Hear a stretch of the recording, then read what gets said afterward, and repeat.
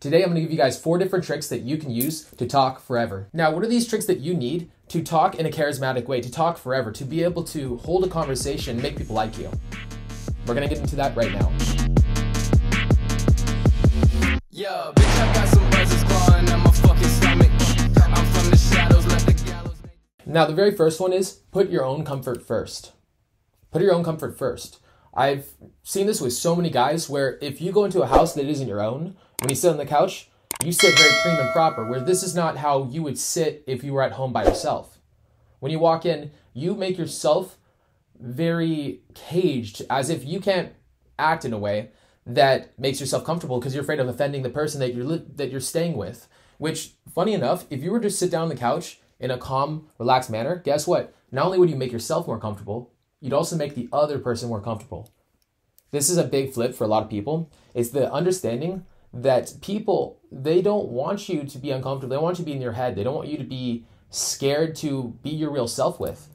You need to put your first foot forward. Anytime something is making you uncomfortable, speak up. Anytime something's making you uncomfortable, catch yourself doing it and then act the right way. Oftentimes, I will be walking along the streets. There was a time where I was walking and I was trying to get through a crowd, and there was an opening between this group of guys that were talking, a big group of guys, and it was right down the middle of the lane. Or I could step in the street towards oncoming traffic to get by them. And I thought about actually for a second walking around them, and I said, screw it. And I walked directly down the middle. Now, these kind of actions seem very minor, to be fair, and it seems like something that is not applicable to the rest of your life, but what this does is it subconsciously tells yourself that you're worthy and you're of value. And by you taking these actions and also make yourself more comfortable, you'll actually start finding that you will become a lot more authentic. This is called putting yourself on a pedestal. You put yourself first. You put yourself, your own value, your own comfort, your own happiness above everybody else. Because if you're happy, you can make other people happy. Because if you're relaxed, you can make other people relaxed. And by making yourself miserable, you're only making people around you miserable and anxious. If you're wondering how a lot of other guys are holding these conversations and being charismatic, it's because they put themselves first. Put yourself on a pedestal. Now, the next one is shut down your programs. So right now you have a bunch of different thoughts that may draw your mind here, may draw it there. And it makes it to where when you're having a conversation with somebody that's directly in front of you, it's hard to be clever and witty when 15 to 20% of your brain, this brain, it runs like a computer. When 15 to 20% of it is off somewhere else and you're talking to somebody, can you be your most clever, witty version of yourself?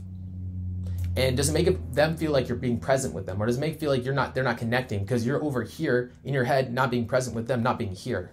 So the very first thing is notice these mindsets, notice where your mind goes, and start weeding out all these little mind vampires, your anxiety, your fear, these thoughts, these memories, these things in the past that you're worrying about, or things in the future that you're worried about. So you need to find your own presence.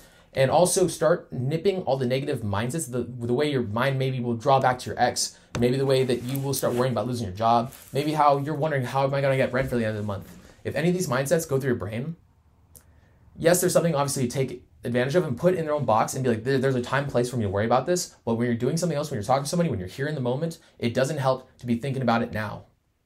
So be present here when you're talking to a person, be present, be in the moment. Don't be somewhere else. Be all here. You have to risk offending others in order to be charismatic.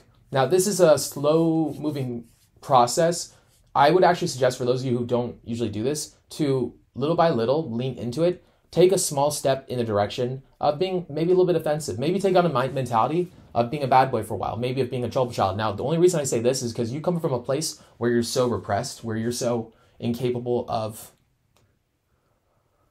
being authentic, where you're just caged in. So what we have to do is to swing the pendulum. Now, we have to actually swing it past the point of it being healthy, to be fair, and we have to actually find your middle ground. The way we do this is we push you all the way over here. Now, your ego actually won't even allow you to go all the way over here. It won't. So what you end up doing is you find your middle ground. And once you find your middle ground, it's a lot easier to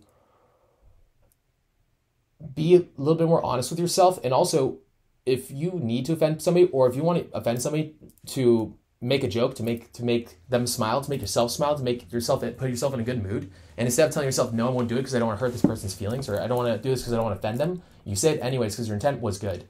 That's all that matters, is the intent. It's just supposed to be there.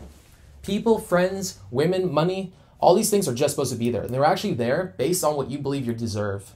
Whatever you think you deserve and what you think is you're incapable of doing less than, or even up to a point where you think that you're over succeeding, you have almost like a ceiling and a floor for any of these things. So you have a certain amount of attractiveness in a girl that if she's too hot, you'll fuck it up. If a girl's not hot enough, you wouldn't even touch her. Now, if a girl, for example, is not a very attractive, what do? You zone out, and the girl sees that you're not even into her. So then she auto-rejects you, so you don't reject her first.